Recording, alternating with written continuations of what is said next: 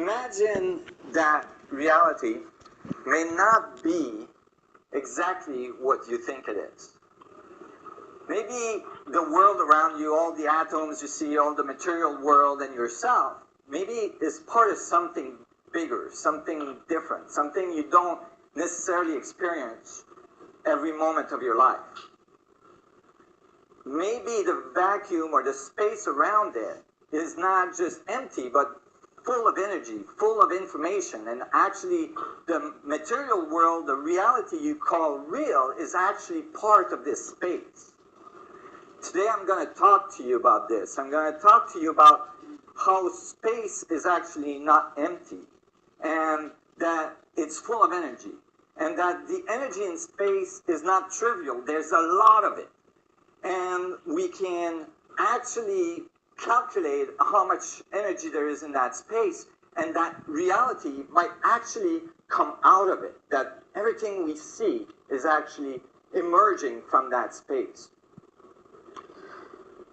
When I was younger, it was really difficult for me. I was extremely dyslexic, and at school I didn't fit in at all. So I was feeling very separate, very isolated. I had a strange name, a strange color of skin, and so on. And it was really hard. But when I went in nature, I felt that connectivity. When I went in nature, I felt that communion with nature.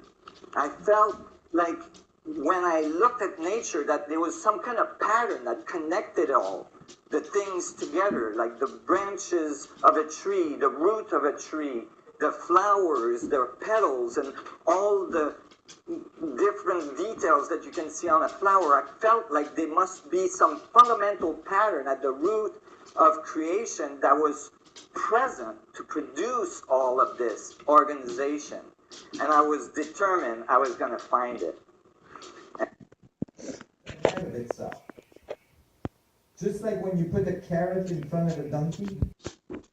So massive that it was intimidating to the physics community. Well, is this just a bunch of physicists losing their mind and, like getting lost in equations and all this? Actually not. Can we measure this stuff? We can. The Casimir effect has been demonstrated now. We can show that the vacuum density in laboratory is really there, that plates can be pushed together by using the vacuum. And in fact, we are now able, with the dynamical Casimir effect, to extract photons directly out of the vacuum. We're able to extract energy directly out of what we thought of as empty. So it's really, really there. So I started to use this, and this took me like 25 years or 30 years, so it took a little while. But I started, and I can't believe how simple the solution is, but I started to realize, what if I could just take this Planck energy and describe cosmological objects with it?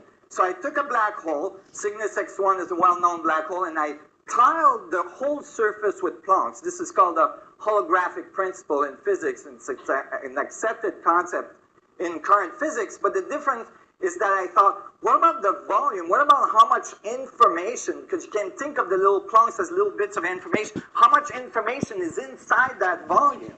And I counted how many Planck's are inside